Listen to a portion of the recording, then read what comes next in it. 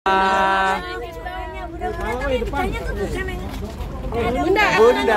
ada kaitannya Bunda. Soal kemarin podcast sama keluarga Vina, Bunda. Gimana sih Bunda kemarin? Iya, nggak ada gimana-gimana, tapi paling nggak maksudnya ini yang di sini cuma agak naik sedikit ya, biar agak bagus gitu loh. Iya.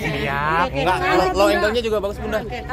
Iya, maksudnya kayak aku kan memang dari dulu seneng dengan podcast yang memang kalau di Indonesia ini sekarang ada yang bilang no viral no justice gitu ya. Nggak juga sih, maksudnya banyak juga yang iya, tapi banyak juga yang mungkin memerlukan viral dulu untuk bisa mendapatkan keadilannya gitu. Nah, aku tuh memang seneng untuk bisa podcast kalau memang bisa bisa apa ya, bisa akhirnya dengan podcast kita nih, semua yang punya podcast bisa berimbas yang baik buat mereka gitu. Mungkin bukan yang Vina, tapi kayak aku ada nih kasus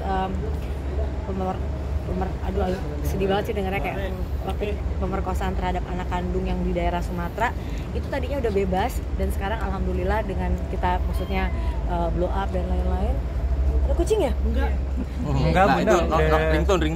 Notif. Ya Allah. Itu jadinya juga jadi bisa. Mbak, gimana sih? Notif. Enggak, bukan notif. Matiin dulu. Bunda. Udah saya makan, Bunda. Ya, jadi senang gitu kalau bisa. Dan alhamdulillah sekarang keputusannya mau tertangkap lagi setelah keputusan sebelumnya itu bebas. Jadi ya alhamdulillah kan kalau misalnya dengan podcast seperti ini tuh bisa, maksud aku bisa tujuannya bisa benar gitu buat orang-orang yang memang membutuhkan keadilan. Tapi yang Bunda tangkap sendiri apa soal Vina dari sendiri, dua kali Bunda?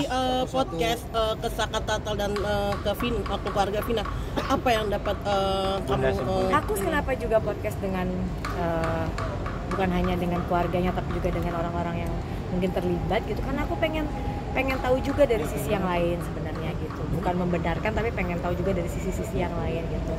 Dan alhamdulillah kemarin juga bisa ketemu dengan keluarganya gitu, bisa ngomong langsung, bisa mendengarkan secara langsung gitu. Itu aja sih, nggak makanya jadinya tuh nyesel kenapa nggak dulu kuliah hukum ya gitu. Seneng gitu aku bisa, kalau bisa, karena kan aku juga maksudnya sekarang hanya bisa mungkin lewat podcast gitu. Tapi kalau misalnya aku punya kayak misalnya jadi pengacara gitu, bisa membela orang-orang yang memang membutuhkan gitu kan, kayak seneng ya gitu. Tapi Bunda yang kamu petik dari situ apa? Yang kamu petik dari dua podcast itu? Gimana? Yang kamu petik dari dua podcast itu apa sih? Ya ada lah, tapi kan kita nggak bisa menjudge sesuatu cuma berdasarkan podcast. Semua kan ada penegak hukum yang mungkin bisa lebih pantas untuk ditanyain ya masalah kayak gini sih. Bunda, salah satu DPO-nya masih dipertanyakan, Bunda. Saka Tatalnya kan katanya korban salah tangkap juga. Ya itu kan nggak bisa kita buktikan secara omongan ya. Semua juga ada aparat yang mungkin bisa lebih menjawab untuk masalah ini gitu. Kalau aku pribadi kan hanya bisa memberi sisi-sisi lain dari kayak kemarin dari keluarganya, mungkin juga dari yang lain gitu. Jadi kalau misalnya membuktikan salah atau tidak itu kan bukan tugas kita, bukan tugas kita gitu. Bunda nggak sih Bunda salah tangkap terus dipaksa ngaku, dipukulin? Nggak tahu.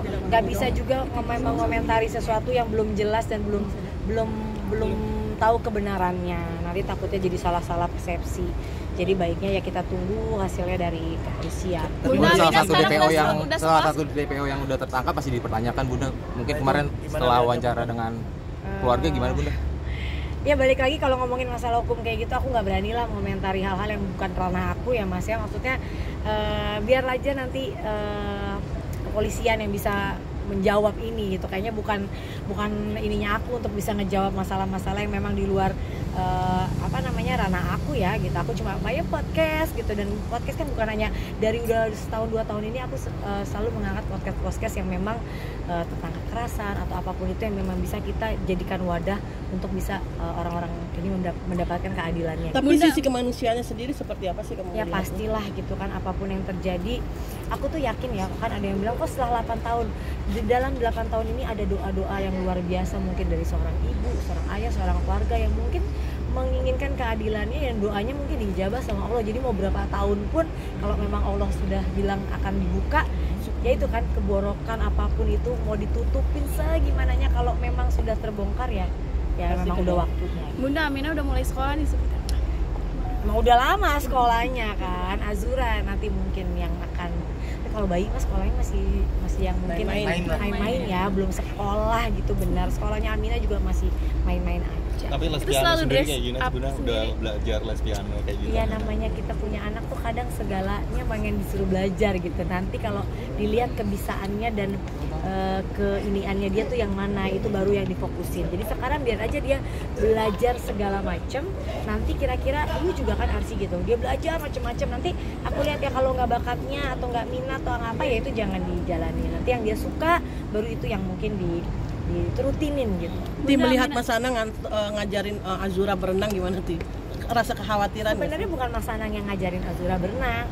Mas Anang datang untuk menemani Azura tuh berenang ganti-gantian karena Azura berenang udah ada gurunya, karena emang harus dipantau sama ahlinya kan. Kalau Mas Anang yang ngajarin, aduh jangan, aku gak percaya gitu. Tapi kan ada ahlinya yang memang ngajarin untuk berenang, tapi kan memang harus ada entah bapaknya, ibunya, neneknya, kakeknya gitu, keluarga terdekat untuk bisa menjalani proses selama di dalam kolamnya itu, untuk bisa bekerja sama dengan si gurunya gitu. Bunda Aminah suka matchingin baju seperti apa? Ganti-gantian. Bunda Aminah suka matchingin baju itu emang dipilih Aminah tuh pinter, mungkin bajunya udah terlalu banyak jadi tiap hari ganti kan. Bajunya ganti-ganti, dan Aminah fashionable banget kan dia, apalagi kalau udah pegang tasnya udah deh jalan dia langsung. Itu berarti Aminah sendiri yang nentuin Bunda tuh? Ya pastinya juga kan memang pertamanya pasti didandanin gitu kan, maksudnya dipakai-pakein ini terus dia cocok, dia suka, karena nggak semua anak kecil loh mau rambutnya dikepang macem-macem, di style macem-macem, mau pegang tas, mau pegang baju, mau apa, nggak semuanya. Ya ini kasihan banget ya, semuanya mau kan gitu. Jadi ya Aminah memang mungkin dia suka, memang dia suka fashion. Tapi kapan mau nganterin Aminah sekolah kapan? Udah beberapa kali kan. Iya. Udah sedikit dulu. Aminah tahu nggak? Mau realita? Udah tahu nggak ini siapa?